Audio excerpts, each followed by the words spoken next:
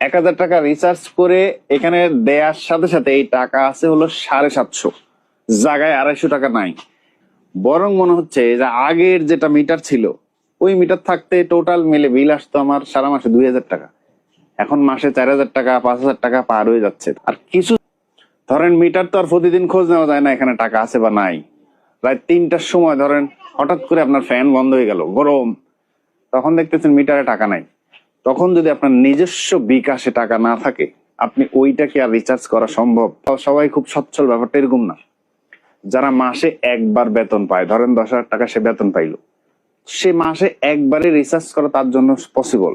সে কিন্তু মাসের যখন খুশি তখন এখানে টাকা ঢোকানোর মতো অ্যাবিলিটিও নাই।